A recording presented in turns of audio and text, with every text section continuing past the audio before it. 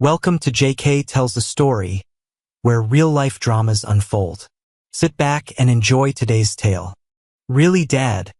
Mom is right, you really aren't. That's the last thing I heard from my daughter when I hung up. Oh, she tried sending me text messages over the next few days, but I just deleted them. There were even a couple of voicemails, but I deleted them after hearing the first few words. It was all the same. These were simply the words of my ex-wife spoken through my daughter's voice. She made her choice 10 years ago, and I had come to terms with this decision. This so-called olive branch was just an insult. So I'm Michael Johnson. I was previously married to Sarah Johnson. We had been married for about 17 years when everything fell apart. Of course, they blame me for this.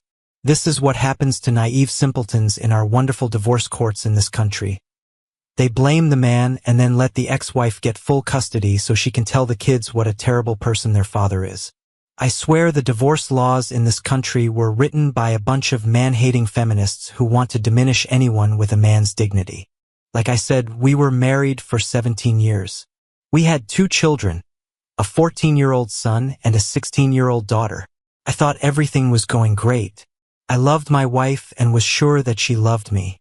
Our children were smart, athletic, well-mannered, and good-looking. Emily was a daddy's girl, and Ryan was a friendly and athletic boy.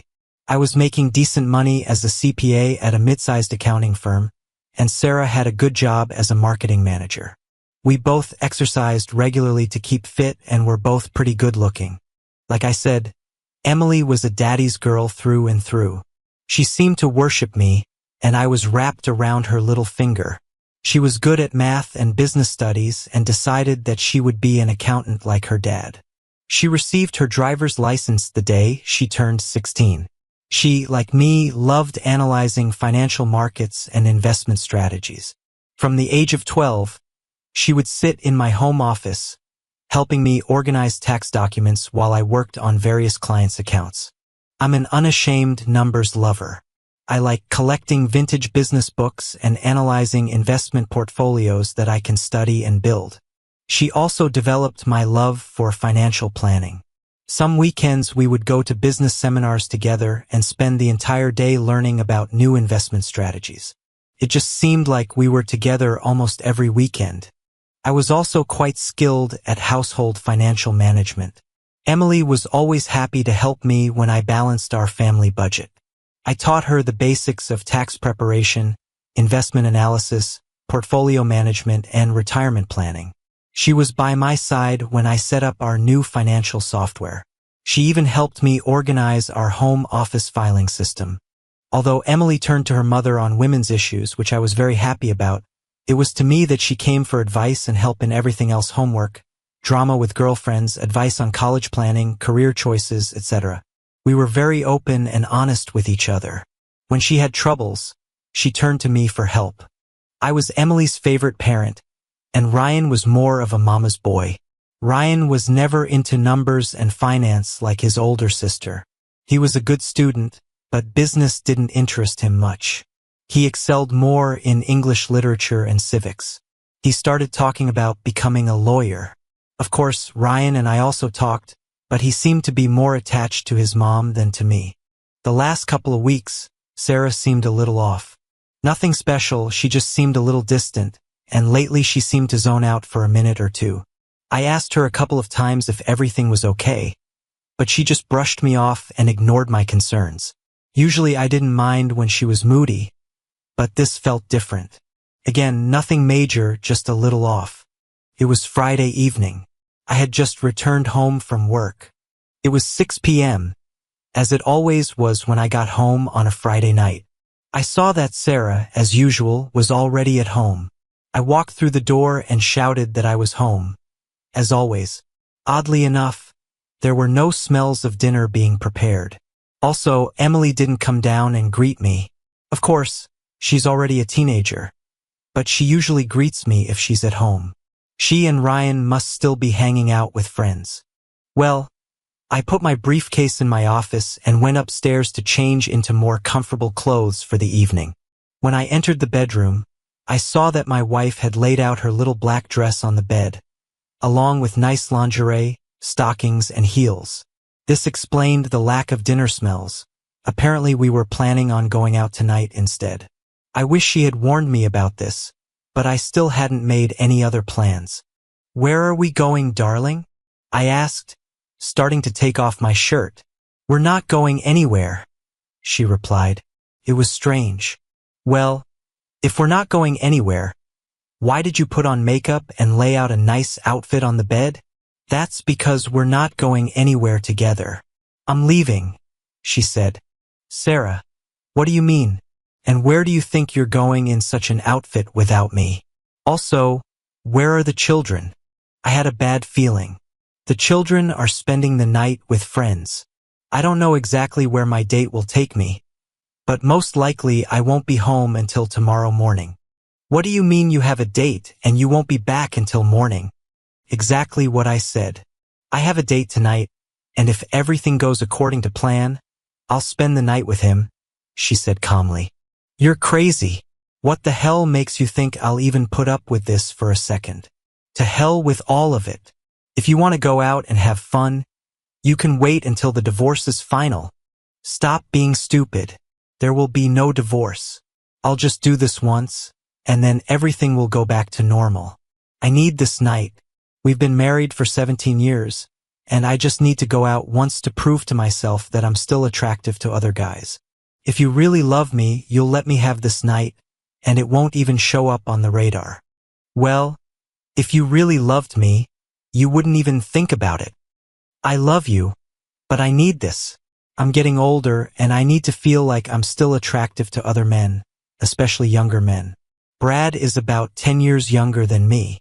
He's been flirting with me for the past 6 months, and I finally decided to accept his invitation.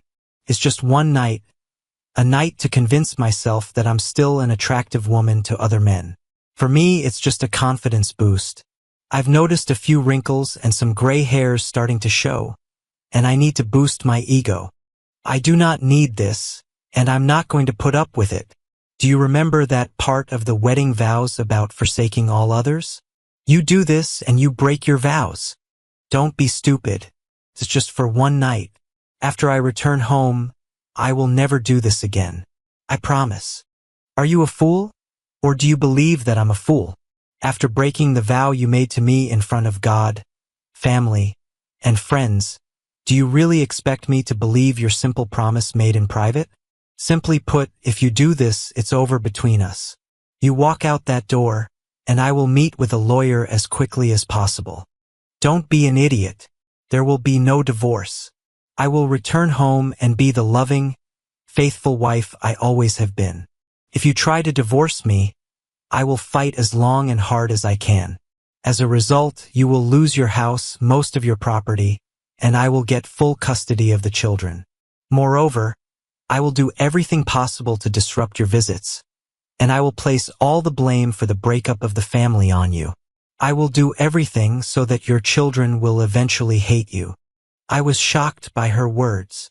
"You claim that you love me, but at the same time you're ready to do all this to me." "Damn right I'll do it. I love you, but if you try to divorce me, I will fight you. I don't want to lose you, so I'm just telling you the consequences of your actions. Look, I told you that I just need one night to prove that I'm still attractive. Yes, but what will happen in a few more years? What happens next time you start to think you're getting old and wonder if you can still attract a younger man? Let me guess. The gossip around the office says he's a great lover. I bet he's had a night with every single one of your female employees. I promise that this won't happen again. And yes, there were a few rumors that I overheard. I admit I'm curious, but it will just be physical. There will be no love. You have nothing to fear that he will take me from you. Like I said, this is just a one-time thing to get it all out of my head. Maybe I'll even learn something that will spice up our intimate life. A couple of new approaches will enhance our relationship. If you follow through with this, I have already told you the consequences. If you call him right now and cancel, we can go to marriage counseling and work on saving our marriage. Don't be stupid. We'll be fine. If you really insist on counseling to heal your bruised little ego, we can talk about it tomorrow when I get back. With these words, she continued to prepare for her date. I changed into jeans and a t-shirt and left the room. After a while, she came downstairs dressed in the clothes she had laid out. She had a small purse in her hands and was examining herself in the mirror by the door. I was sitting in my chair in the living room when a car horn was heard outside. "He's here. I have to go. I'll see you in the morning," she said, coming up to me for a goodbye kiss. I turned my head and pulled away from her. She ended up kissing the air. She straightened up and looked at me with a frown. "Okay, so be it. Once you get over your little tantrum, everything will go back to normal." With these words, she turned and headed towards the door. I turned to her with one last request. "If you walk out that door, it's over between us. You better think twice about throwing 17 years of marriage away." She turned to look at me. "I don't throw anything away. Like I said, I'll be back, and everything will be back to normal." With these words, she opened the door and went out. Yes, I began to cry over the loss of my marriage and the woman I had loved exclusively for the past 20 years, 17 years of marriage, 1 year of engagement, and 2 years of exclusive dating. I didn't understand how she could do this to me. She never expressed dissatisfaction with me. We had a normal, intimate life, and she never said she wanted more. I would happily give her more if that's what she wanted. We didn't quarrel over anything major. Of course, there were some disagreements like all couples, but we discussed everything and came to mutual agreements. I'd already decided what I'd do if she went through with it. Half an hour later, I finally got up and got to work. I think I waited that half hour for her to come to her senses and come back. Obviously, this didn't happen. I went upstairs and began to implement my plan. It wasn't a great plan, but it was the best I could do at the time. It was a fairly large house with 4 bedrooms, the master bedroom, Emily's room, Ryan's room, and a large guest bedroom. The guest bedroom was actually like a second master bedroom with a private bathroom. We used it when her family or my family came to visit. We also used it for kids' sleepovers. This would now be my temporary bedroom. It took me about 2 hours to completely move from our old bedroom to my new one. I had no illusions about what would happen in the divorce. It was a no-fault state, which means that the divorce laws in this state were written by man-hating feminists. In general, unless the wife was convicted of some serious crime and sent to prison for at least 10 years, all the blame fell on the husband. It didn't matter whether the husband was a completely innocent victim. The wife ended up getting the house, the children, alimony, maintenance, and the husband was left with all the bills. She gets a gold mine and he gets the shaft. After getting my new temporary room in order, I went down to my home office and logged into our online banking. A few years ago, I had opened another account in my name only. It wasn't for any devious purpose. It was just so I could buy her gifts and she would be surprised. We both had access to our joint finances, and there were a few times when she came in to check on our accounts and happened to see a purchase I was making for her. Needless to say, there were no surprises for her birthday or Christmas. So I opened a new account in my name only so I could buy her gifts without letting her know what she was getting in advance. Now I decided to repurpose this account. She knew about it but had no access to it. First, I transferred exactly half of our checking and savings accounts to my personal account. Second, using the remaining money in the joint account, I paid off and canceled all of our credit cards. Then I signed up for several new cards in my name only. Yes, I should have paid off everything before transferring the money, but I decided that it would be better to pay back everything that the court ordered me to do than to try to collect anything from her. I would transfer my direct deposit from work to my personal account on Monday morning. Also on Monday, I would have to call our investment broker and ask to split our portfolio. Having done all I could, I grabbed a glass of bourbon with ice and headed to my room for the night. I finished my drink and got ready for bed. It wasn't the best night's sleep. First of all, I'm used to sleeping next to my wife without her. The bed seemed empty. And then my mind just couldn't turn off. I kept going over in my mind what I could have done to prevent this. Should I have tried to physically stop her from going out the door? Should I have gone to that idiot's car with a baseball bat? Was it worth going to jail? It was a long night. I sometimes dozed off, but not for long. I finally decided to get up as light started to come in through the window. I still felt tired, so I decided to take a shower, more to help myself wake up than anything else. After shaving, showering, and brushing my teeth, I put on jeans and a t-shirt and went downstairs. I had breakfast and drank a couple of cups of coffee while reading the newspaper. It was 9 a.m. when Sarah returned to the house. I was sitting in my office at the computer, looking through apartments that were available for rent. I'd already found divorce lawyers and made an appointment for Monday afternoon using their online scheduling. "Good morning, honey. I'm home as promised," she greeted joyfully as she entered the house. I just ignored her. Throughout the night and into this morning, I grew increasingly angry at what she had done. This morning, as I sipped my coffee, I realized that I had done nothing to deserve such disrespect from her. I also realized that there was nothing I could have done to prevent what she did. It was all on her conscience. If I had somehow managed to stop her date last night, she would have just done it again another time. There are many people who say that you can't suddenly stop loving someone. Perhaps they are right, but what you can do is turn that love into hate.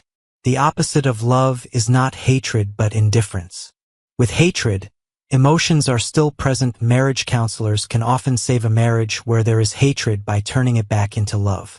If there is indifference, then there is no chance at all.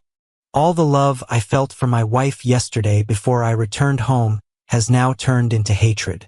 It was surprisingly easy to do. All I had to do was focus on the lack of respect she showed me. I then added her threats against me if I did not agree to this. Added to this was her disdain for my feelings. I had a few hours to focus on all this. "Honey, where are you?"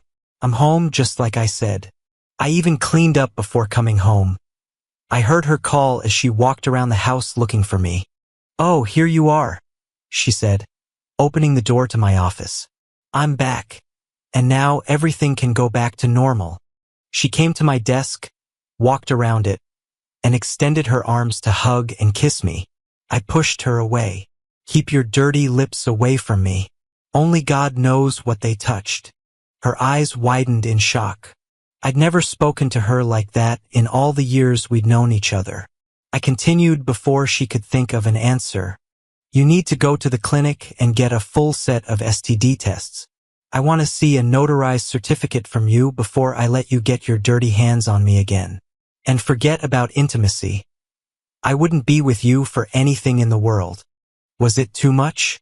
Maybe. Did I care? No. I watched her expression change from shock to anger. I hoped that she would realize the gravity of her actions and repent. "I see that you are still struggling with your bruised ego. I'm going to go up to our room and take a nap. I've had a long night, and I want to get some rest. I hope you calm down and we can talk later. I expect a full apology for your rudeness this morning." With these words, she turned and left the room. I couldn't help but smile, anticipating her soon return. And I didn't have to be disappointed. "What the hell did you do?" I heard a cry when she returned. "Where are your clothes? Where are all your toiletries? What the hell are you doing?" She burst into my office. "What do you mean?" I asked calmly. "All my things are exactly where they are supposed to be." "What are you talking about?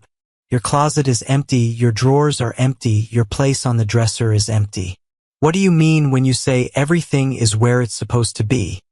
As I said, my clothes hang neatly in my closet or are folded and stored in my dresser. My toiletries are neatly arranged in their place in the bathroom. This is wrong. "I just told you that your things are not in our bedroom," she exclaimed irritably. "Ah, now I understand your problem. You see, you still mistakenly think that your bedroom is our bedroom. I just told you that all my stuff is where it belongs, in my bedroom." "Do you mean?" "Yes, I told you I wouldn't put up with this, so I moved out of your bedroom. I will live in my new bedroom until I find an apartment and move out." I thought about telling her about our finances, but screw it. Let her figure it out on her own. Besides, There's no point in spoiling the surprise before I've taken care of the investments. Her eyes narrowed in irritation. We'll discuss this later. I'm giving you a week to get over your little tantrum, and then I expect you to move everything back, and we can get back to normal. Not until I have a notarized certificate that you are free from all diseases. I shot back, returning to the computer. I stayed in my office most of the day. The children returned home early in the afternoon. I briefly wondered how long it would take for them to realize there was a problem. I found several suitable apartments, filled out applications, and made appointments for Tuesday to view them. Then I printed out our financial statements. I'd need them for the lawyer on Monday. Although I had no illusions about keeping the house, I decided that determining its value might help in the settlement. In theory, she would owe me half the value of my share. Wishful thinking, but still. I spent the rest of the day researching the divorce laws in our state. I understood that I would get screwed, but at least I had to imagine how badly. It would help me plan, if nothing else. "Daddy, dinner's ready," Emily said, poking her head through the door. "Thank you, sweetheart," I replied. Sarah smiled brightly as I walked into the kitchen. It was obvious what her plan was: kill me with kindness and show me what I would lose if I didn't accept what she did. She gave it her all. She got dressed up and put on her makeup. Her hair was styled in a way that I liked. That day she spent a lot of time in the kitchen preparing my favorite dish. When I entered the kitchen, she came up to me and handed me a glass of wine. "I poured you a glass of wine," she said, handing it to me and leaning in for a kiss. I saw the pain in her eyes as I pulled away from her. Taking the glass from her, I went to the sink, poured out the wine, and placed the glass on the counter. Then I took a glass out of the cabinet, put a couple of ice cubes in it, and poured a couple of fingers of bourbon. There was no way that the children sitting at the table would not notice this. Walking over to the table, I sat down and began chatting with the children. I didn't even pay attention to my wife. The dinner was clearly tense. I kept up the conversation with the children as best I could, but it was very obvious that we had serious problems. It didn't help that I didn't even put anything on my plate, let alone eat anything. These dishes were my favorites, but I just passed the bowls and plates on without even looking at them. I just kept trying to start a conversation with the kids while sipping my drink. "Dad, aren't you going to eat something?" Ryan finally asked. "No, not hungry," was all I answered. After the most awkward dinner in the history of mankind, I simply stood up, refilled my glass, and headed back to my office. I didn't even bother to help clear the table. About half an hour later, I turned off the computer, grabbed the keys to my pickup truck, and left the house to go to a nice quiet restaurant for dinner. After that, I went to a bar to have a couple of drinks. When I returned home, it was already quite late. I saw that the light was still on in Sarah's bedroom, so I closed the door to my room and made sure it was noisy enough for her to hear. I locked the bedroom door and then put a chair under the handle. As I was getting ready for bed, I heard her testing the handle and then knocking. She tried to get me to open the door for about 5 minutes before she gave up. The next morning, I got up early. I decided that today would be a football day. There were 3 games on the schedule: morning, afternoon, and evening, and I would watch them all. Yes, there were things to do around the house over the weekend, but I decided to ignore them. To hell with it. I'm not going to live here long, so Sarah can just handle it herself. I'd already drunk most of the coffee and started making an omelet for breakfast. I was finishing mine when Emily came into the kitchen. "Hello, sunshine. Omelet?" I asked. "Of course, Dad." "Thank you," she said. She took her juice and sat down at the table while I started preparing her food. A few minutes later, Ryan appeared. I told him I would cook for him as soon as I finished his sister's omelet. Emily ate her breakfast while I cooked Ryan's. I heard Sarah appear in the hallway, so I poured the last of the coffee into my cup and turned off the pot. She shuffled in, took a cup from the cabinet, then looked at the empty coffee pot. "You couldn't even leave a cup for me?" She looked at me. "The coffee pot is over there." You know how to make it, I replied, serving Ryan his omelet. I used the last of what I had prepared and even put away all the ingredients. After taking care of the children, I left the kitchen. It was already past noon. I was sitting in the living room where the morning game was on. Sarah came in with a plate and a bottle of beer. She placed everything on the coffee table in front of me. I brought you lunch and beer, so you don't miss a single play, she said cheerfully. Without looking at her, I raised my foot and swept the plate and bottle off the table onto the floor. She just stood there with her mouth open in shock. Just then they went to commercial and I got up, went to the kitchen and got myself a beer. I wasn't going to drink anything she brought me. It would have been wasted anyway. No, I didn't clean up after myself. She brought it unnecessarily so she could clean it herself. I didn't care if it stained the carpet. I didn't intend to live here long anyway. We need to discuss this, Sarah began.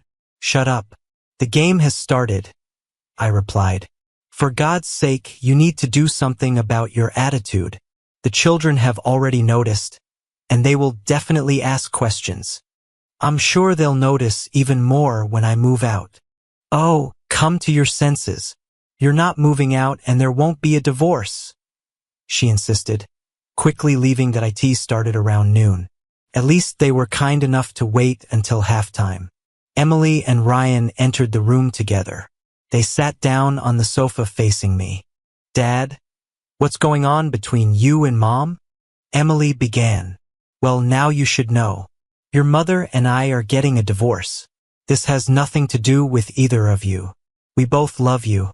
This is just between me and your mother. But why? Ryan asked. Because your mother did something that I cannot accept. She did it even after I told her how I felt about it. But she did it anyway, and she didn't regret it one bit. You mean when she went on a date on Friday night? Emily asked. You know about it? I was really surprised. Well, yes. Mom told us you weren't happy about it. So you know that she cheated on me then? No, she didn't cheat, Ryan said. She said she told you in advance, so it wasn't cheating. She didn't sneak behind your back to do it, and that was the only time she ever did something like that.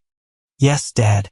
Besides, this was just one night out of the 20 years you had been dating and married, Emily added.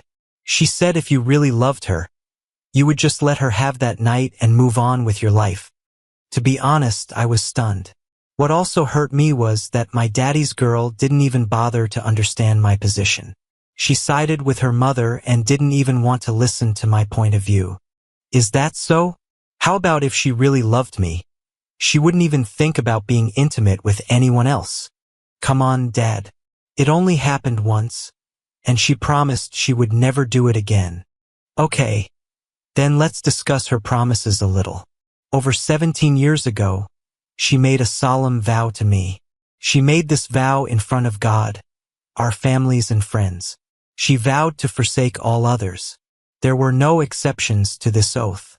The duration of this oath was until death do us part. In case you haven't noticed, none of us died. If she could so easily break a vow made in public, how can I trust the promises she makes to me in private? Yes, but you also vowed to be with her in good times and bad. Ryan, who was thinking about becoming a lawyer, said, I hope he does much better than that. The problem is that your mother breaking her oath broke the contract and released me from mine. Well, we just don't understand why you would destroy your family over one single night, Emily said. Why do you say that I am destroying the family? Why am I being accused of what she did? Mom is not going to leave. She wants to put this behind her and move on with her life. You're the one who's going away and making such a big deal out of everything. If you leave, you will break up the family, Emily insisted. After this, the situation did not improve. I tried to explain my position, but they didn't listen.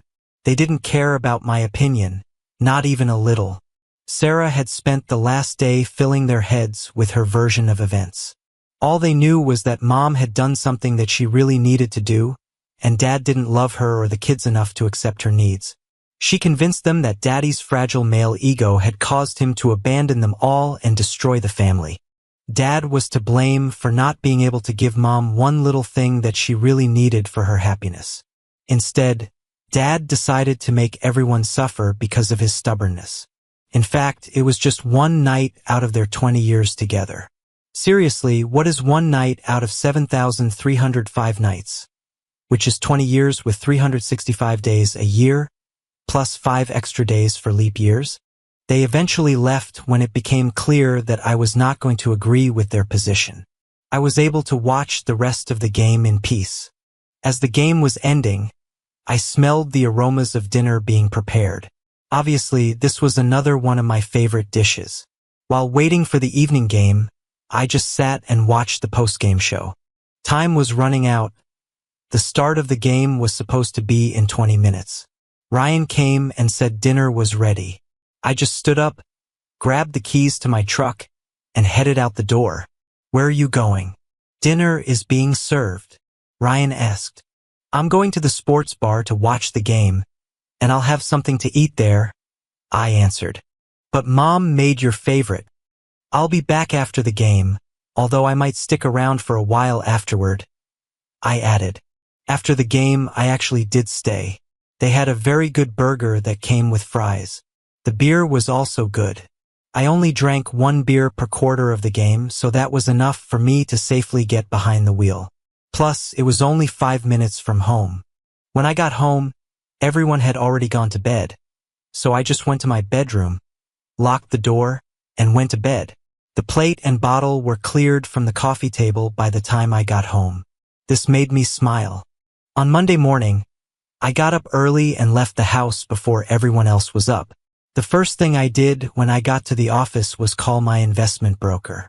I explained that I was getting divorced and wanted him to split all of our investments in half.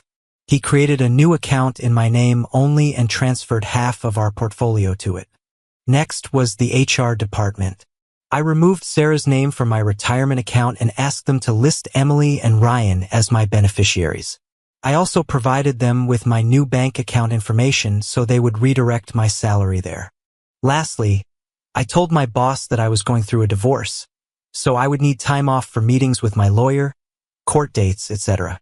He was understanding about it. My lawyer basically told me what I already knew.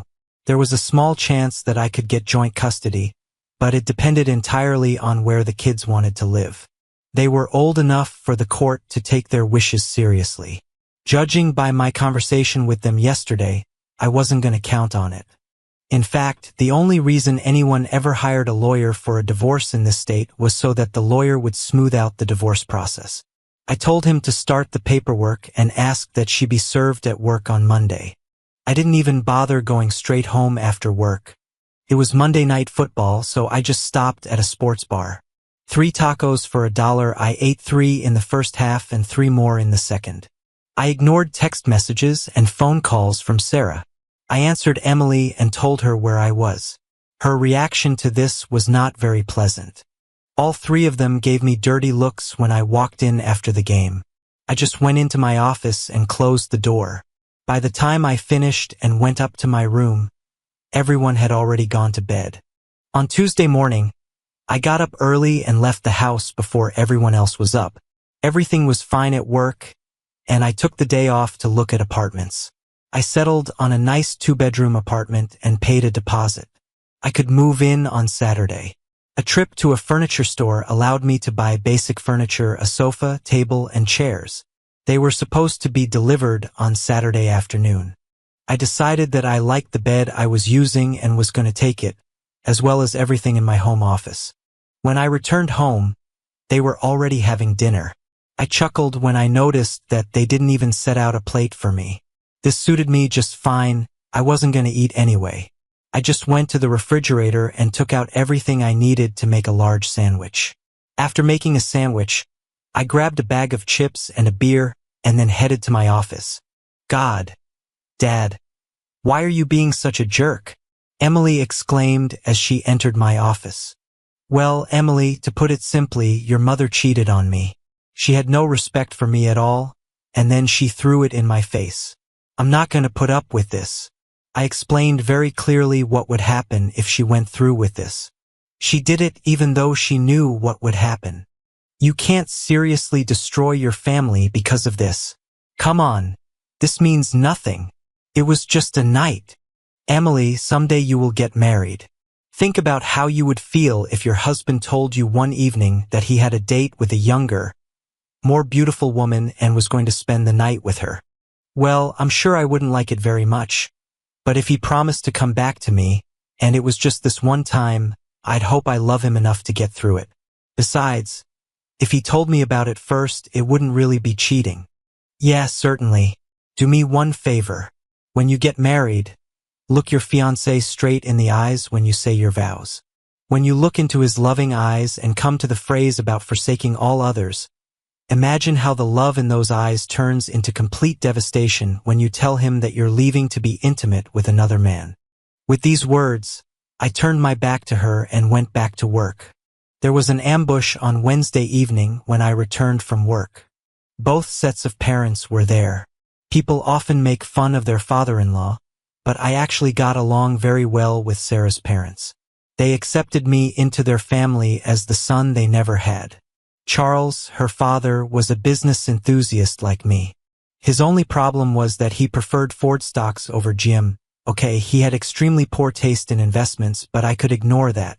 He had a 1969 Mustang portfolio that was in pristine condition.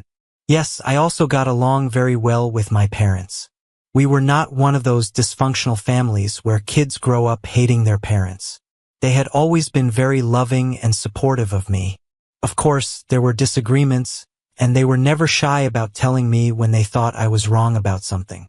Sometimes we just had to agree that we disagreed about something. So I entered the house and saw that the ambush had already been prepared. I was a little puzzled. I understood why her parents were there. Obviously, they would be on her side. After all, she is their daughter. But what confused me was that my own parents were there. It would seem that this would be counterproductive for her. My parents would agree with me and be on my side. If she was trying to get me to accept her infidelity, why would she invite someone who wasn't on her side and who would argue that I was right to divorce her cheating wife? As you can probably guess, it took me a few more minutes to figure this out. Michael, Charles began his speech, I want you to know that Margaret and I are very disappointed in what Sarah did, but at the same time we think that you are overreacting to this. Yes, she went and had a night with another man, and it was extremely disrespectful to you, especially the way she did it. However, it was just one mistake. You two have been together for a total of 20 years. You have 2 wonderful children. Think about it, surely you will be able to survive this little incident. You don't have to destroy your family over a small mistake. A small mistake? Seriously, it was no small mistake. It was not an accident where she tripped. It was a planned event. They probably planned it at least a week in advance. She then ambushed me just an hour before she left, giving me no chance to argue with her. This was a deliberate plan to deceive me. Son, my mother decided to intervene. She didn't deceive you. She told you about it first. What? Of course you're right, she told me. She never asked, she just said she would do it, and I had no say in the matter. Even when I voiced my serious objections, she didn't care. By the way, I told her what would happen if she did this. Michael, my father cried, I understand your pain and anger, but think about your family. We love you, son. We will be here to help you heal, but think about what you will do to your family. Sarah still loves you and insists she won't do that again. We all think that with counseling and some effort, you can overcome this. Tearing a family apart is not an option. We raised you to be a good person. You need to be responsible and support your family. Don't engage in actions that will ultimately harm your relationship with your children. Consider your mother and me. These are our grandchildren, and we will do everything necessary to maintain our relationship with them. I just stood there, completely stunned. My parents were really on her side. They actually told me that I should ignore her infidelity. I couldn't stand it anymore. Turning around, I left the room and headed to my bedroom. Sarah tried to follow me, but I closed the door in her face. Within 10 minutes, I had changed into jeans, a casual shirt, and boots. I didn't say a word as I walked through the living room and out the front door. They were still sitting there trying to talk to me as I passed by. I didn't even pay attention to them. I just walked out the door, got in my pickup truck, and drove to the sports bar for dinner and a few beers. Luckily, the house was quiet and dark when I returned about 4 hours later. Thursday and Friday passed in the same spirit. I completely ignored Sarah, and my kids were still mad at me. I was surprised that Sarah had not yet noticed that the credit cards no longer worked. I was sure that when she went shopping on Saturday, she would understand this. It was Friday evening. I had been home for about an hour. I sat in my office sorting through things and deciding what exactly I would take tomorrow and what I would get later. Sarah opened the door and walked in. She was wearing a sheer nightgown, stockings, and heels. I must say she looked fantastic. Tonight the children are spending the night elsewhere. It's time for you to forget about this nonsense and come to bed with me. I want you to make love to me all night long. I really need you to take me back, she said. I looked at her for a minute. No thanks. Besides, I haven't yet seen a certificate from the clinic confirming that you don't have any diseases. Stop being ridiculous. I need you in my bed. Your tantrum will achieve nothing. Now come on, I need intimacy, she insisted. Not the slightest interest. Look, if you don't do this, I'll have to call Brad again. Here's a one-time offer for you. Damn it, it was a one-time thing, but if you're going to keep rejecting me, then you're the one pushing me back to someone else. Have fun. Let me know if you bring him here so I can leave. The smoke was practically coming out of her ears and nose as she ran out of the room. It took a few minutes to calm down. About half an hour later, I heard the front door slam. She practically burned her tires as she sped down the street. Taking advantage of the fact that the house was empty, I collected a few things. I took the bed apart and loaded it into the pickup, along with most of my clothes. Tonight, I would sleep on the sofa in my office. After loading everything I wanted to take with me into the pickup, I poured myself a bourbon with ice and relaxed on the couch. The couch wasn't the most comfortable I've slept on, but that was okay. Early the next morning, I was at the rental office and received the key to the apartment. It took me a little time, but I managed to unload everything from the pickup truck and into the apartment. Luckily, a couple of friendly neighbors helped me out. When I returned, no one was home yet, so a neighbor's teenage son helped me load the desk and office furniture. The computer, printer, and accessories went into the truck. I looked around the living room and thought, to hell with everything, I'll take the chair too. It's surprising that either no one returned home until the evening, or no one bothered to look into my office or spare bedroom. It's surprising that they didn't notice the chair was missing. It was early evening when my phone rang. Seeing that it was my daughter, I answered. Dad, where are you? I'm home, honey. No, not at home. Your office is clean, the bed and dresser in the spare bedroom are gone, and your chair is missing from the living room. Besides, I looked everywhere, and you weren't here. Plus, your pickup is missing. You're right. I'm not there. I'm home. I don't live there anymore. For now, I have moved into an apartment. Maybe after the divorce, I will buy myself another house. But for now, this will suffice. God, Dad, I can't believe you're being such an idiot. I thought you loved us. I love you, sweetheart. I have always loved you and will always love you. But not enough to stay where you're not wanted. You're leaving us. You abandoned us and are destroying the family. It was your mother who destroyed the family. I told her what would happen if she went on this date, but she did it anyway. But she thought you loved her enough to get through it, and I thought she loved me enough not to do that. It doesn't matter. Then she hung up. Yes, the divorce was a nightmare. She fought it to the end. Consultation, she wanted me to pay. I refused. I argued that if she needed it, then she should pay for it. This was one of the few arguments I won. What a waste of time. The counselor didn't really like me. I think it had to do with the fact that I told her that I was ordered to attend sessions, but the judge didn't say anything about me actually having to participate. I endured all 12 sessions before the counselor finally gave up. She fought about literally everything.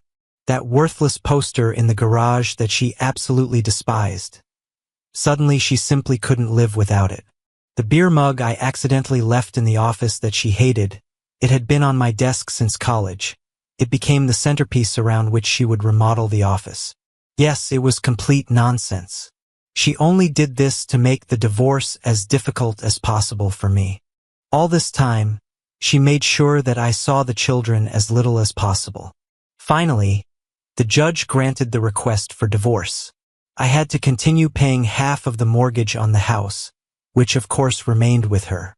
Child support was $2,000 a month, but I was able to visit the children every Wednesday night and every weekend. What really pissed me off was the $1,000 a month for 5 years of spousal support. It would end if she remarried during that time. I wasn't going to hold my breath. I learned that she moved Brad in with her before the divorce was finalized. So yes, half of my salary went to her. I cashed out some of my investments and bought a small house that was in dire need of renovation. At least I got it cheap. It was even on a quarter-acre lot. Luckily, I was able to move all my office equipment out of the garage a week after I moved out. I refused to even discuss them. I had most of them before we met.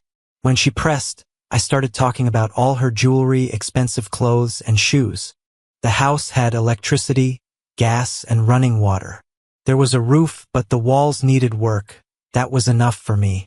I moved into the house and started working on it in the evenings and weekends. Visits? Yes, I was entitled to visits. I actually visited several times. It was a disaster. Sarah did everything she could to stop me. The children were busy, they went for the weekend with friends. Funny how it was always on my weekend, not hers. Oh, Emily has dance practice on Wednesday. Ryan has an important test on Thursday and needs to study. The few times I was able to visit the children on Wednesday evenings, they were hostile towards me. They still blamed me for everything. Even if I explain my point of view to them, when the opposition literally keeps them captive all the time and I only occasionally have an hour or two, it's a losing battle. After the third time, they directly told me that they did not want to see me anymore. Yes, I could force them, but what's the point? Forcing them to see me would only cause more resentment. I sent them gift cards and letters on their birthdays and Christmas. All of them were returned unopened. I continued to send my monthly checks. I saw them being cashed, but never heard a word. High school graduation. I guess they graduated from high school, but I haven't heard anything about it. I sent a certified letter informing them of the college funds I had arranged for them. In response, I heard no thank you. Sarah basically turned my children against me, just like she promised. I focused on work, home, and only that. I didn't go out or do anything social. It's amazing how much money you can save by doing this. If all this wasn't enough. "Hi, Mom," I said when she answered the phone. "Michael, how are you doing?" She answered cheerfully. "As good as could be expected, anyway. I haven't heard anything about Thanksgiving. Are you hosting it again this year?" There was silence on the other end. "Mother, are you still there?" I asked. "Oh, well, it's a little awkward.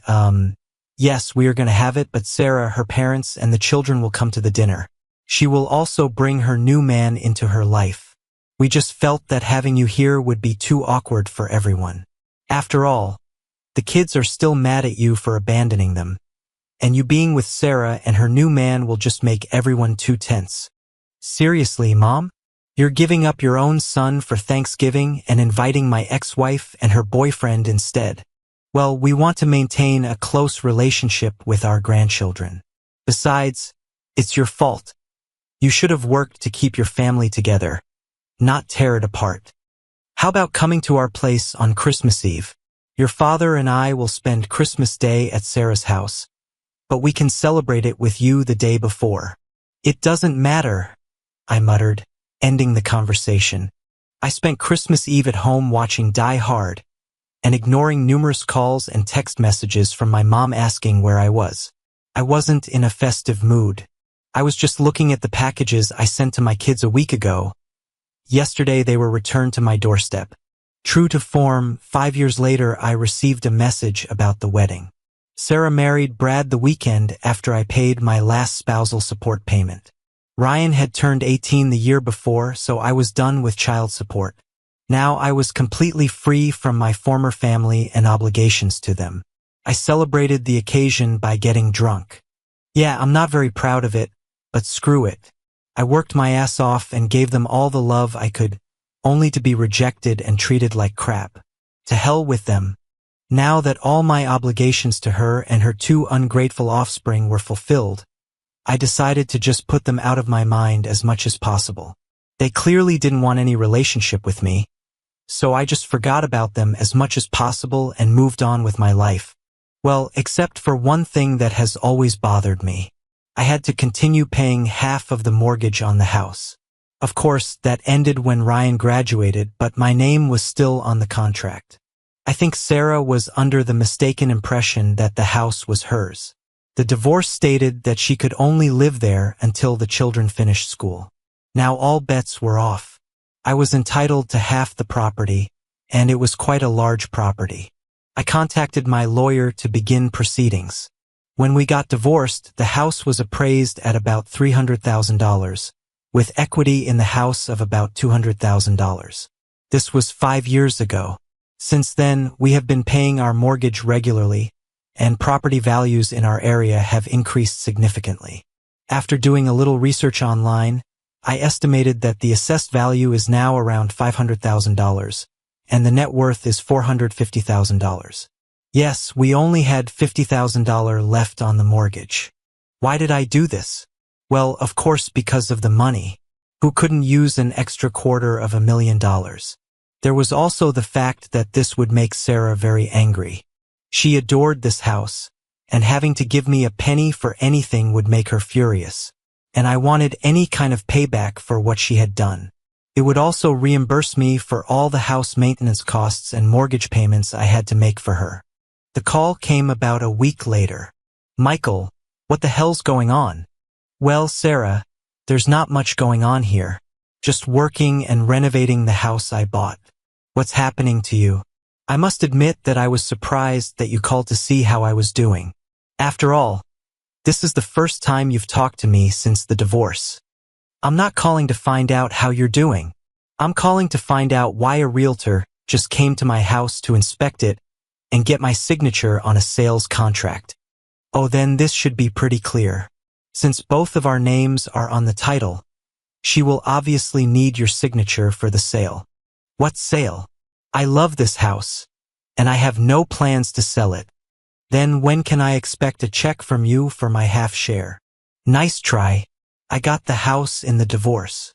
No, you only used the house until Ryan graduated from school. This happened last month. Now we can either sell it and split the proceeds, or you buy out my half. If you think I'm going to give you $100,000 for a house that is rightfully mine, then you're crazy. Well, that proves I'm not crazy. I'm not asking for $100,000. You could have done this 5 years ago. Now, since the home's equity is about $450,000, my half is $225,000. Considering all the expensive furniture you simply must have, let's round that up to $250,000. You're crazy. I won't give you a cent, she shouted, hanging up. Yes, I laughed after she hung up. Yes, my lawyer got her in court, but it was worth it to see her face a couple of months later when the judge ruled in my favor. I even managed to convince the judge to make her pay the legal fees as well as my lawyer for taking her to court for something that should have been settled out of court.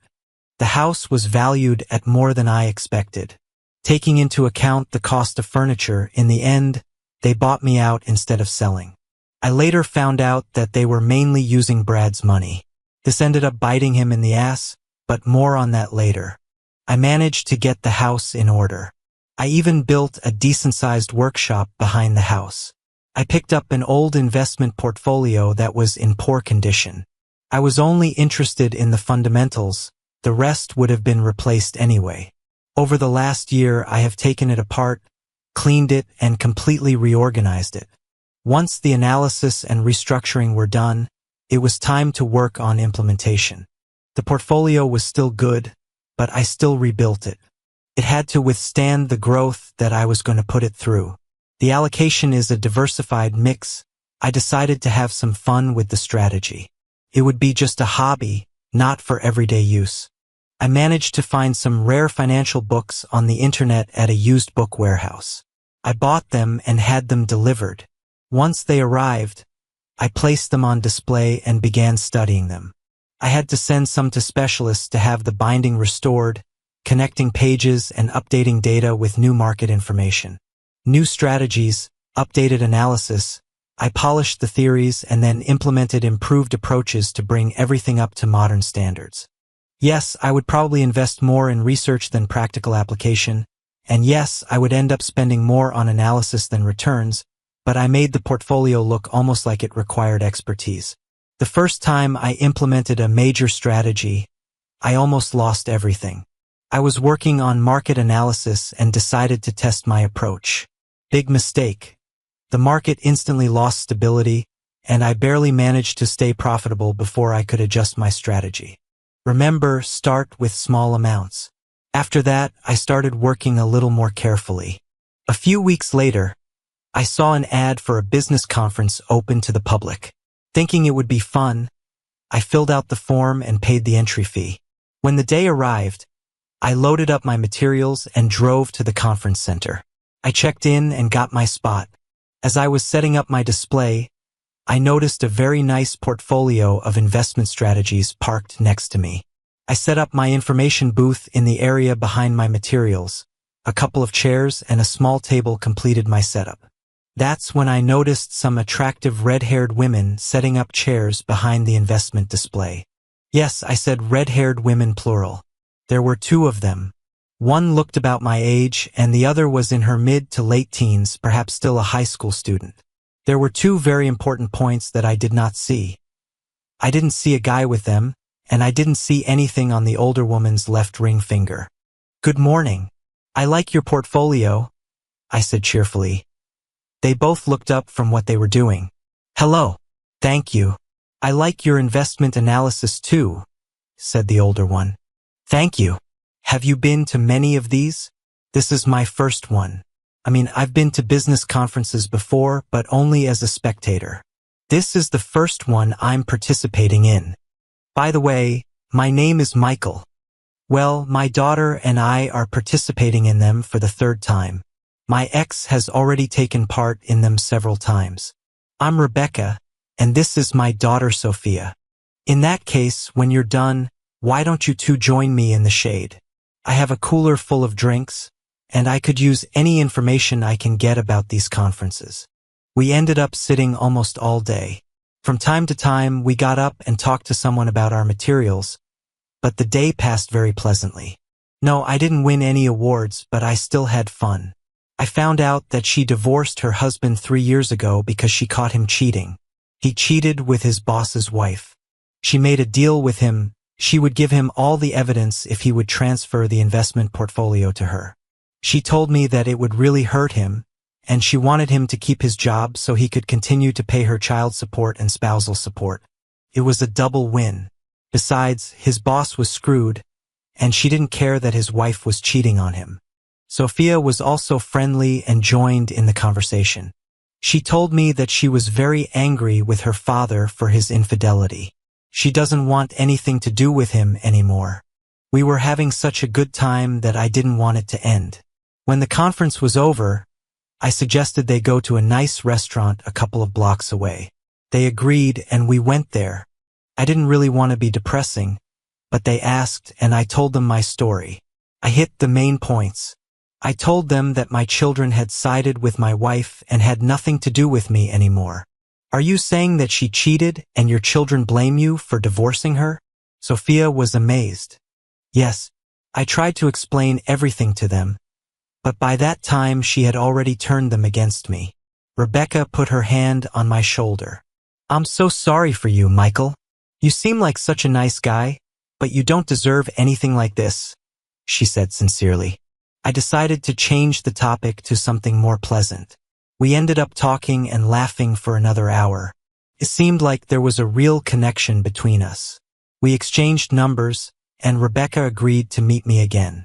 As they walked away, I saw Sophia give me a big smile, wink, and give me 2 thumbs up. I realized that she also didn't mind me meeting her mother again. So Rebecca and I met again. It was the next weekend. I called and asked. She agreed enthusiastically. Dinner and dancing. I received a kiss on the cheek as I walked her to the door. As I turned to leave, I saw a red-haired teenager in the window, smiling and giving me 2 thumbs up. After 2 more dates, I invited them both to my house and cooked them dinner. After my divorce, I learned to cook quite well, a bunch of YouTube videos, a lot of trial and error. I make very tasty lasagna, so I settled on that. They seemed to like it. They really liked my house. But I overheard Rebecca telling her daughter that it definitely needed a woman's touch. I wouldn't argue if asked. The following weekend, I was invited to their home. Rebecca cooked in a way that put my feeble attempts to shame. Even Sarah wasn't as good as Rebecca. I couldn't help it. I know it's rude, but I just couldn't stop eating. In the end, I had to apologize to them for making myself look like a pig. They just laughed and asked why I was apologizing. That was the biggest compliment you could give to a woman who loves to cook. She told me that Sophia was almost as good as her. This happened 2 weekends later. I invited Rebecca to dinner and then to a dance club. We had been dancing for some time when a slow song started playing. We clung to each other, swaying to the beat of the music. A few weeks ago, we had already moved on to some pretty passionate kissing. She leaned over and whispered in my ear, "Take me home." To be honest, I was surprised. I thought we were having a great time, but now she wanted to go home. I pulled back to look at her. She must have seen the look on my face and started giggling. "Oh, you wonderful man. I meant take me to your house." "Oh, well then, luckily I had a regular pickup and not my investment portfolio. I'm not sure I would have been able to keep focus on the road if I had driven the portfolio home. We were intimate. We ended up doing this 3 times before we fell asleep. I made her breakfast before taking her home. I received another double thumbs up from the red-haired teenager in the window. A few months later, I asked, and she responded positively. It was a simple ceremony in the presence of a judge. They moved into my house right after the wedding. Sophia even started calling me Dad. Life was wonderful. Yes, there were disagreements. Yes, Sophia and I had our differences too. She was still a teenager, and I was an authority figure. Sometimes I had to say no. Still, she respected me, and her mother loved me as much as I loved her. An unexpected call came about a year later. It was a number I didn't recognize. "Hello?" I said, picking up the phone. "Hi, Dad," said an excited female voice on the other end of the line. "Emily?" "Yes, Dad. It's me, and I have great news." "Is that so? I'm very pleased to hear from you," I replied. It was really nice to hear her voice. Maybe she wanted to improve our relationship. "I'm getting married." "That's great, honey. I'm so happy for you. Basically, I want you to be at my wedding." "Oh, honey, certainly. For a father, it is one of the greatest honors to walk his daughter down the aisle. And I also set up a wedding fund for you." "Oh no, Brad is paying for the wedding, and he will walk me down the aisle. Also, since it would be very awkward for you and Mom to sit together, you will not sit in the first pew, but I really want you to be there." "Brad? Is this the one your mother cheated on me with? Did she really marry this piece of—" "Listen, Dad, I'm trying to rebuild our relationship, and I wanted to reach out and invite you to my wedding. Besides, after you left, she and Brad started seeing each other more often, fell in love, and got married. In fact, it's your fault. If you hadn't left us, she and Brad would never have continued dating."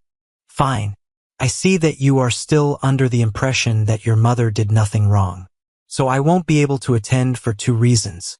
First of all, I simply cannot support a marriage that I know will fail. Most likely, you will cheat on your husband like your mother cheated on me. If he's anything I'd approve of, he'll kick your ass to the curb as soon as he finds out. Secondly, you just stole my father's last great honor and gave it to the scumbag who deliberately seduced a married woman. This once again shows what a shallow, egocentric person you have become. Okay, if you continue to be like this, then don't expect to ever see your grandchildren. If you raised them to be like you, I still don't want anything to do with them. Really, Dad? Mom is right, you really aren't. And that was the last thing I heard from my daughter when I hung up. Well, there are the chances of a relationship with my ex-daughter. Only slightly more powerful than zero, and I didn't even notice how Sophia sneaked around the corner and took my phone. I didn't even know she was home. I was so angry at my former daughter I tried to reach out, but she has the audacity to talk to me like that. It is her fault that our family fell apart.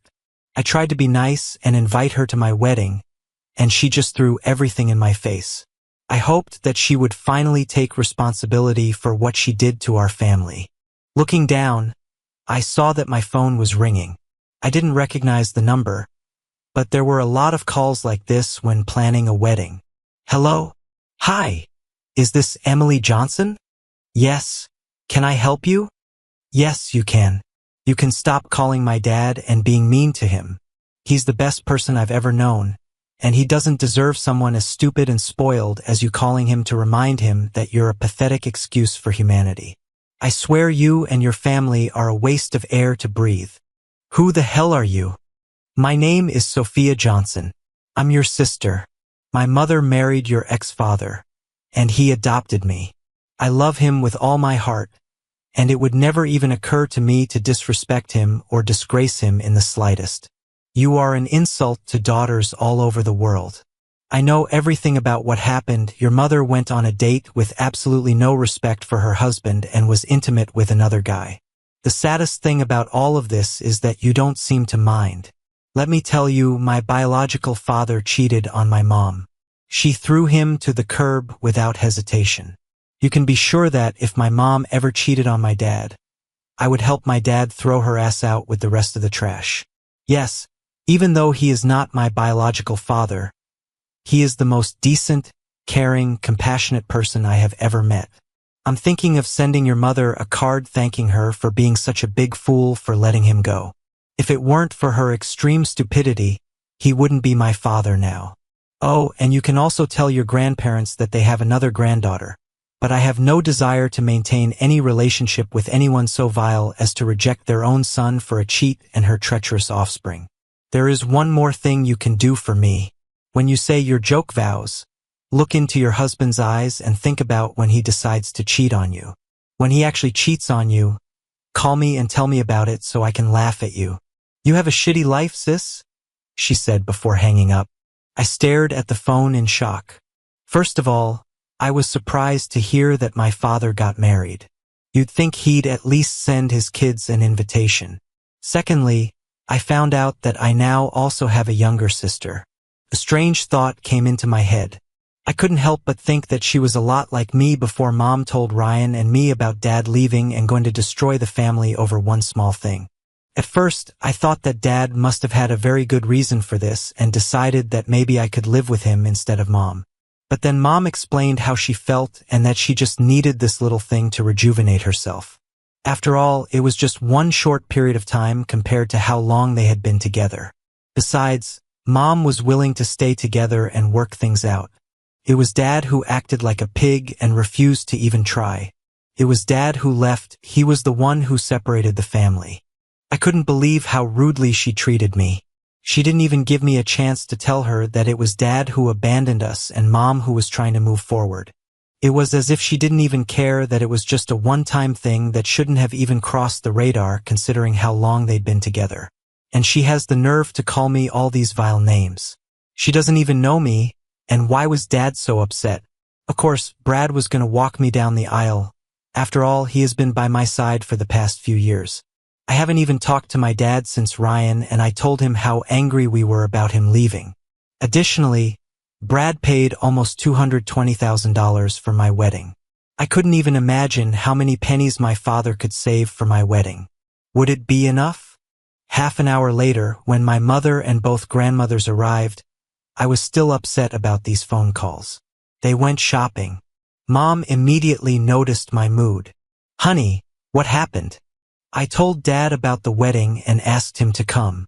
After all, I am his only daughter, and I thought he would want to be at my wedding, hoping that maybe this would be something we could build on and maybe start a relationship again.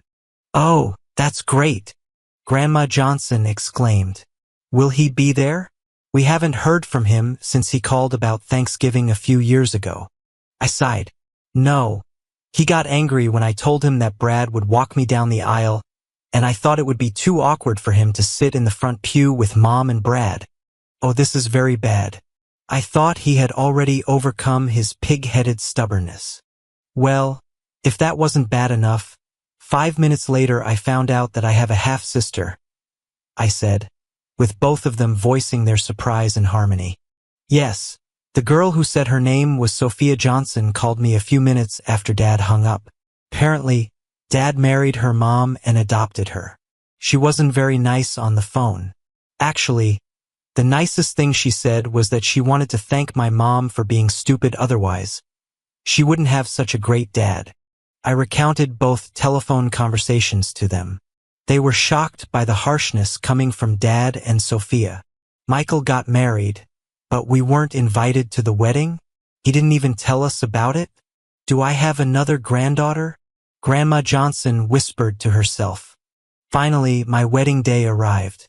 I thought briefly about what my father said and was momentarily sad that he wouldn't be there on my special day. Well, I reached out to him and he rejected me. I shrugged it off. It was a happy day after all. I married a man I truly loved, the person with whom I will spend the rest of my life. Brad beamed with happiness as he took my hand, and we began to walk down the aisle to the music of the wedding march. I was overjoyed, looking at all my friends and relatives. Both my grandparents were there. Ryan was one of Bobby's groomsmen. Everyone was here to celebrate my special day. Tears of joy appeared in my eyes. I looked forward and saw my Bobby smiling at me, standing in front of the priest. As we walked past my mother, I saw her beaming with pride. Tears of joy also flowed down her cheeks. Brad lifted my veil, kissed me on the cheek, and said, "Congratulations, baby." He then handed me over to my future husband. When the priest asked who gives the bride away, Brad replied, "Her mother and I." Something sounded wrong, but at that moment I couldn't figure out what. This soon passed as the priest began the ceremony. I looked into the eyes of the love of my life. I said my vows, to have and to hold, in sickness and in health, in good times and bad, forsaking all others. I couldn't say it. I looked straight into Bobby's eyes and just couldn't say it. I suddenly remembered what Dad said on the phone. I looked into the eyes of my betrothed and suddenly saw him with another woman. The picture suddenly changed. Now I was looking into the devastated eyes of a broken man, telling him that I had a night with another man. These pictures flashed through my mind. The words came out without thought. I understand now. If before it seemed to me that we were under the close attention of the public, now it was nothing compared to what it was now. Bobby looked at me with concern. Suddenly, it was as if a weight had fallen off me. The biggest smile of my entire life appeared on my face. Finally, I understand. I told Bobby, "This is very cool, Emily. But what did you suddenly understand?" "Everything," I answered. Then I got serious. "Bobby, do you really love me?" "Of course I love you. How can you even ask this?" "I have to ask this because I can't marry you today." I swear I felt a rush of air past me as the entire audience gasped in shock. "We will still get married, but not today. This is wrong and I have to make it right. I'm only getting married once, and it's for life, so I have to do it right." "Baby, what happened?" "Bobby, I love you with everything I have. I'm gonna marry you. I'll explain everything to you and you'll understand, but we need to go and start fixing everything. We will postpone everything to another day and plan our wedding our way." You won't leave me at the altar, will you? Not a chance. In fact, you should come with me. I said to the guests, I truly regret this, but I just can't go through with it today. We are not canceling our wedding, we are just postponing it. We will let you all know when we set a new date. We understand if you decide not to come, but just think about what story about today will stay with you for years to come. Don't you want to come next time and see what happens next? In any case, in order to somehow compensate for your disappointment, the reception hall is ready. Everything is already paid for with non-refundable deposits, so why not take advantage of it?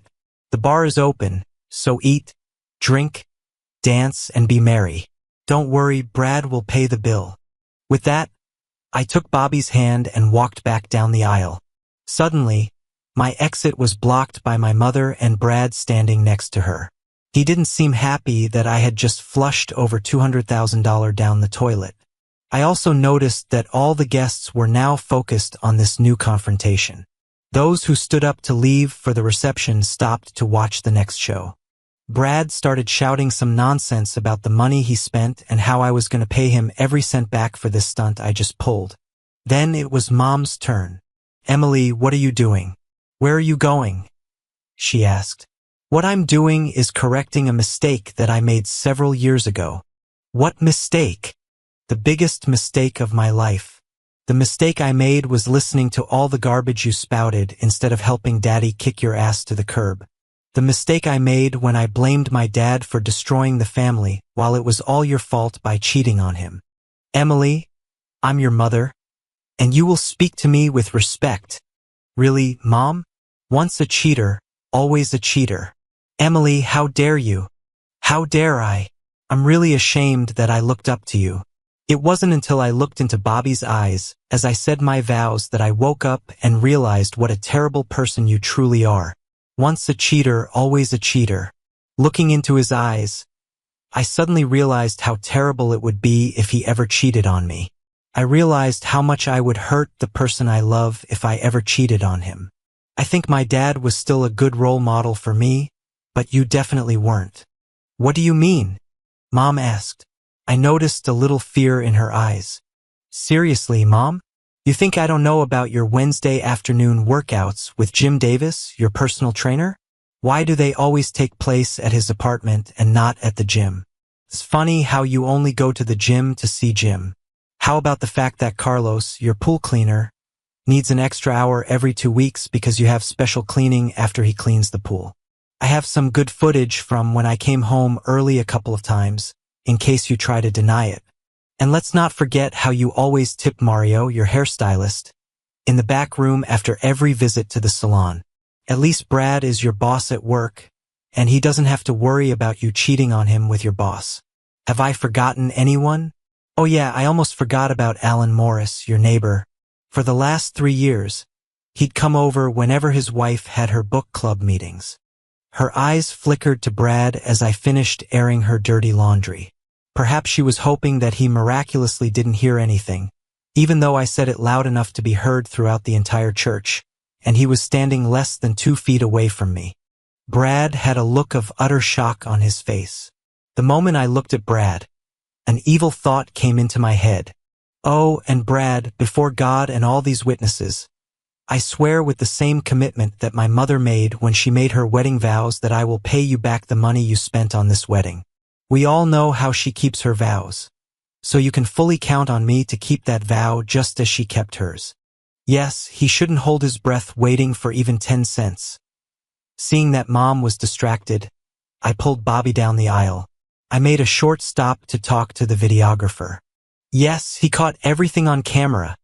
He smiled broadly as he handed me a copy of the videotape. He was determined to make a duplicate in case something happened to the original. I quickly signed the permission form to post the video on YouTube. I was hoping it would go viral and add to my mom's shame. Bobby and I ran out to the parking lot. He came here in his car, and our bags were in the trunk. We planned to transfer them to the limo before leaving the reception. His brother was going to take his car to his place after the reception. I smiled, knowing that Daddy would really like Bobby, and slid into the passenger seat. I was instantly excited when he turned on the ignition and the huge twin-turbo engine rumbled to life. Sure, it wasn't a classic investment portfolio, but the 2019 Challenger was still a beast. "Where are we going?" he asked as we roared out of the parking lot. "We're going west on Route 156. I'll find the address and put it into GPS," I replied, working on the phone. It wasn't difficult. After all, he didn't try to hide. I knew the city he lived in, and a search of the property records gave me the answers I needed. He was about 2 hours away.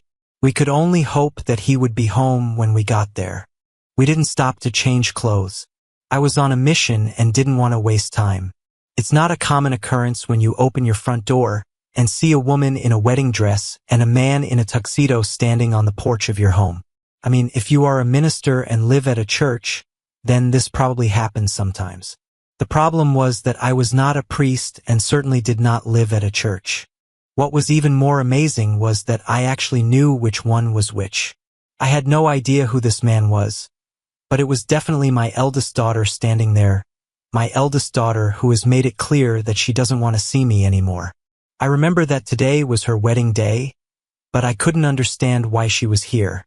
She must be either at church, at a reception, or on her way to her honeymoon. Standing on my doorstep was the very last place she should have been. "Daddy, can I talk to you for a minute, please?" she asked very quietly. Still stunned, I stepped back and allowed them to enter. I gestured toward the living room where Rebecca and Sophia were sitting. I also noticed the shocked expression on their faces. Emily, this is my wife Rebecca and her daughter Sophia." "Sophia, Rebecca, this is Emily." "Sorry, but I don't know who the guy is with her." "Oh yeah, Dad, this is my fiancé Bobby Jensen." "Bobby, this is my dad, Michael Johnson, his wife Rebecca, and my sister Sophia." Emily introduced her groom. "I thought he was supposed to be your husband by now. Didn't you get married a couple of hours ago?" I was confused. "This is what I need to talk to you about. I couldn't do it today. I can't get married until my dad walks me down the aisle." "Daddy, I finally understand. You are right, you were always right. I'm sorry for getting caught up in Mom's lies and blaming you. It was Mom who abandoned everything, not you who abandoned us. Forgive me for everything I said and did. You didn't deserve any of this. I won't make excuses for my behavior because there really are no excuses except that I was young, stupid, and listened to the wrong people.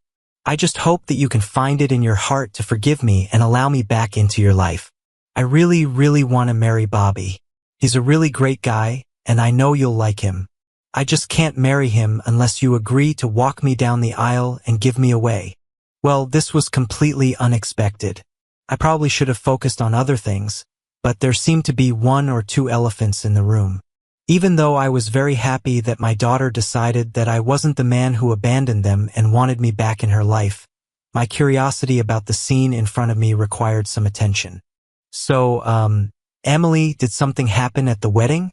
I mean, you're wearing a wedding dress and Bobby's in a tuxedo, so I'm guessing you actually attended the wedding." She looked at herself, then at her fiancé. "Oh yeah, in fact, we were already halfway through the ceremony when I had an epiphany. Here," she said, handing me a disc. "Maybe you should watch it while Bobby and I change into regular clothes." Bobby ran to the car and grabbed his suitcase while Rebecca walked Emily to the bedroom where they could change. While this was happening, I set up the DVD player connected to the big screen in the living room. Once Emily and Bobby were busy changing, Rebecca came back and sat next to me, and I pressed the play button on the remote. It all started as a normal wedding ceremony. The groomsmen walked the bridesmaids down the aisle and then separated at the altar. Bobby came in with the priest, ring bearer, then flower girl. Finally, Brad walked Emily down the aisle. Everything was pretty typical until Emily started saying her vows. Even this was normal to some extent. Suddenly, she seemed to have trouble speaking. She seemed stuck on one word. "I can't believe she actually did it, and that it really hurt her that much," Sophia whispered to herself. I was about to ask her what she was talking about when Emily stopped saying the vow and changed everything. We watched the video of her stopping the wedding and then confronting her mom. I was shocked by her revelations. Apparently, her infidelities became more frequent after she married Brad. By the time the video ended, Emily and Bobby had changed their clothes and returned to the living room. I just couldn't get through it. I looked into Bobby's eyes and knew how much it would hurt him if I did to him the same way Mom did to you. I finally understood what it really means to forsake all others and that my mother broke this oath. Then I realized how much she had dishonored you and that I had dishonored you by getting married without giving you the place of honor that you deserve. How can I make such solemn vows in a ceremony where two of the most dishonorable people I know take pride of place? How can these vows have any real meaning if they don't involve the most honorable man I know? I realized that if I truly wanted these vows to have meaning, then it would be my dad, the man who truly taught me values and integrity, who would walk me down the aisle. I decided that when I married Bobby, it should be you, not Mom and Brad. Emily was silent for a minute, then smiled and looked at Sophia. Besides, I need my little sister to be one of my bridesmaids. It was your kick in the ass that woke me up. I remembered what you said to me when I looked into Bobby's eyes trying to say the vows. How can I get married if you don't stand by my side? This was very important. We talked for several more hours. I didn't know that Sophia got Emily's phone number from my phone right after I left for my office. After calling Emily that day, she went to her room, and a few minutes later, she called Emily from her phone. It was getting late, so I asked them to stay in the guest bedroom for the night. Emily received several more calls throughout the evening. She ignored calls from Brad and Sarah, but several of her friends also called her. It seems that some of the guests accepted her offer to have fun at Brad's expense. He tried to cancel the reception, but it was too late to get the money back. By the time he got to the reception venue, there were already several dozen people taking advantage of the open bar. The food was also already being prepared, and all the waiters, bartenders, and DJ were already in place and working. Brad finally gave in, grabbed a drink, and moved to a table in the corner to drown his sorrows. Ryan sent her a video he took on his phone when his mom came over to talk to Brad. Looks like things didn't go very well. Brad shouted a lot of insulting words. That took up most of the conversation. It looks like this relationship will soon end. Ryan said he was able to cancel his plane and resort reservations but was charged a 20% penalty for late cancellations. Since Emily and Bobby had already taken time off from work to go on their honeymoon, they stayed with us for the entire week. I reconnected with the daughter I thought I had lost. I also met Bobby. He's a great guy with strong moral values. The relationship was a little strained at first because the only things he had heard about me were the lies my ex-wife, son, and daughter told him. Well, not exactly lies, but rather an embellishment of the truth that painted me as a bad guy who abandoned his family. There were also several important facts that were left out of these conversations. After the truth began to emerge, he began to warm up to me. This helped when I showed him my workshop and my latest projects. Although he preferred classic Dodges, we both appreciated each other's investments. Hey, we're both number geeks. At least he wasn't one of those weaklings who only understood basic portfolios. His investment strategy had manual analysis. Around midweek, a new wedding date was set. It was supposed to take place in the same church on the same weekend a year later. This time, I would pay for it and walk her down the aisle. In addition, Rebecca was called upon to help with the wedding planning. Yes, Sophia was going to be a bridesmaid too. Emily and Bobby called everyone in the wedding party and gave them the latest news. Well, everyone except Sarah and Brad. Over the next few months, Emily and I worked hard to repair our relationship. Bobby and I also got to know each other better. We attended several business conferences, analyzing Rebecca's portfolio, my investment strategies, Bobby's financial approach, and even got Sophia to enter a small portfolio I bought for her. Emily and Bobby would come and spend a couple of days with us a couple of times a month. Even Ryan showed up a few times. It was more difficult with him because he was always closer to his mother than to me, but we restored part of our relationship. I think he did it more for Emily than for me, but I'll accept it. Besides, he always had some news from home. By the way, things weren't going well for Sarah and Brad. Brad moved out and filed for divorce. The good news for Sarah was that Brad filed not because of adultery but because of irreconcilable differences. This meant that the harsh penalties provided for in the prenuptial agreement would not apply. He applied in such a way as to get it over with quickly and without a fight. The good news for Brad was that he had a prenuptial agreement. The marriage contract stated that all property that he owned before marriage was not subject to division. Sarah would receive half of the property acquired during the marriage, but this would not be enough when taking into account the property acquired before the marriage. Basically, she would keep the house and receive about $50,000. As for the house, Brad did try to get a piece of it, but he had no proof that he was entitled to it. Of course, it was with his money that my share was purchased after the divorce, but there was no real evidence of this. He apparently took out a business loan for his company to get the money but never documented exactly what he spent it on. In addition, they never put his name on the title deed for the house. Since the house belonged to Sarah before their wedding, she refused to even discuss the topic. In the end, Brad paid off the loan but achieved nothing. By the time he realized he would never get the house money back, it was too late to file for adultery. Rumors about Sarah's adventures spread, and her reputation in society suffered greatly. Friends began to avoid her. Invitations to parties, charity events, and other social gatherings dried up. To make matters worse, since she was unemployed and dependent on Brad's money, her financial situation deteriorated greatly. Brad learned an expensive lesson. He lost several $100,000 buying my half of the house. He lost another $280,000 due to a failed wedding. He also had to pay Sarah $50,000 in the divorce, and then there's the humiliation. Sarah was furious that her affairs had become public knowledge and that Brad was divorcing her in this way. She started telling her remaining friends that she cheated on him because of his inadequacies.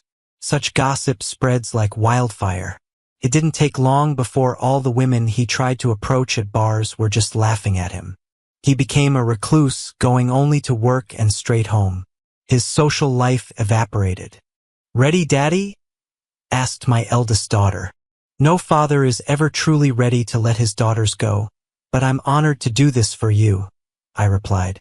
The doors opened, and music began to fill the church. I stepped forward, starting with my left foot, and proudly walked my daughter down the aisle. I took a quick look, and my smile grew even wider. My ex-wife was sitting in the fourth row. My wife Rebecca had her place of honor in the front row. I would join her after I took care of the last important honor for my daughter. Who gives this woman as a wife? As her father, I give her as my wife, I said loudly. Love you, baby, I whispered to her, kissing her cheek before handing her to Bobby. Yes, I forgot to mention my ex-wife. No, it wasn't my idea. Emily asked me to do it this way. I turned around, walked over, and sat down next to my wife. To have and to hold, in sickness and in health, in good times and bad, forsaking all others. Emily practically shouted the last phrase. Then, beaming with a smile, she finished her vows. It was a wonderful ceremony. There was applause when they kissed at the end. I looked down from the main table. Rebecca was next to me. I saw Sarah sitting at a table to the side. She didn't look happy. Every time she looked up and saw Rebecca sitting in her former place, she frowned. I noticed she took advantage of the open bar. Brad was not invited. I don't know if he would have come even if he had been invited. My last great achievement for my daughter was complete. I walked her down the aisle, got her married, made a beautiful toast to the newly married couple, danced the father-daughter dance with my daughter, and then danced with my wife while my daughter danced with her husband and his parents to the second song. My duties were completed. I was sitting at the table next to my wife. My youngest daughter was dancing with one of the guys who was vying for her attention. Sorry, Rebecca, isn't it? Can I borrow your husband for this dance? I heard my ex-wife's familiar voice behind me. Rebecca and I turned to face my ex-wife. Rebecca looked at her for a moment before answering. Just remember to return him to where you took him. I trust him, but I don't trust her not to do something stupid. I brought Sarah to the floor. They started playing a slow song. I wouldn't be surprised if she requested it for this very purpose. I tried to keep my distance and not pull her towards me. We danced a little before she spoke. You should have given me that one night. We should have put it behind us and carried on with our lives as usual. Today we were supposed to be together, and you shouldn't have left that evening. You should have known me better than to think that I wouldn't mind you cheating on me, no matter how many times you do it. I didn't cheat. I told you before I did it. I didn't sneak behind your back. Whether you told me or not doesn't matter. The fact that you were intimate with someone else is cheating. Besides, I never gave you permission. I told you not to do it, but you did it anyway. I never wanted this. I only wanted one night, and then we could be together forever. You know that you are the only man I have ever loved. There was never the slightest love for him. Besides, the night wasn't that good. He was selfish and not even as good as you. Then why did you marry him? Because you divorced me. Of course, I didn't love him, but I liked him. After you left, I didn't want to be alone. I thought I could love him, but I couldn't forget you. I did all this to you because I was angry that you left me. I still loved you, but you didn't even want to talk to me after that one night. I knew you were all I needed, and I would never date another man again. So why did you cheat on him? Because he was a loser in bed. I thought I could train him, but he refused to listen to any advice. When I couldn't take it anymore, I found a couple of other guys who could actually bring me pleasure. I had no idea Emily knew anything about this. Even if I knew that she knew about all this, I would never have thought that she would throw me under the bus like that. I feel sorry for you. We had a truly wonderful marriage, but you left it for one night of mediocre sex. I think there is no chance. I couldn't stop laughing. Not just no, but hell no.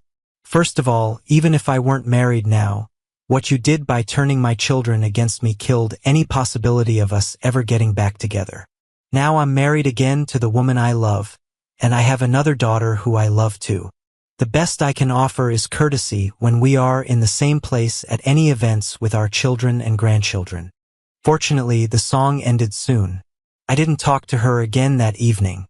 She couldn't afford to pay the mortgage on the house, so she ended up selling it and moving into a small apartment. She got enough money from the house to live on if she was careful. From time to time, she dated people, but as far as I know, she never had any other serious relationships. Brad ended up living alone too. Emily and Bobby had a long, loving marriage. They had 3 children, 2 boys and 1 girl. Ryan ended up marrying a nice girl too. They had 2 daughters. As far as I know, neither of them cheated on the other. There are those who believe that I should have taken revenge on Sarah and Brad. I couldn't really do them any serious harm without going to jail or getting hit back. I decided to just move forward and live my life as best I could. As they say, the best revenge is a life well lived. I did so and let karma deal with the rest. Karma is a bitch. Sarah and Brad didn't get burned at the stake, but they didn't escape unscathed either. No, I have nothing to do with this, but I still feel good. I have my wife, my daughter, and my other 2 children in my life again. I am surrounded by people who love me. I have a good life. Ready, Daddy? Asked my daughter. No father is truly ready to let his daughters go, but I'm honored to do this for you, I replied. The doors opened, and music began to fill the church. I stepped forward, starting with my left foot, and proudly began to walk my daughter down the aisle. My wife took her place of honor in the front row and smiled widely. I joined her after taking care of the last important honor for my daughter. Don't worry, Dad. Today I will go through with this.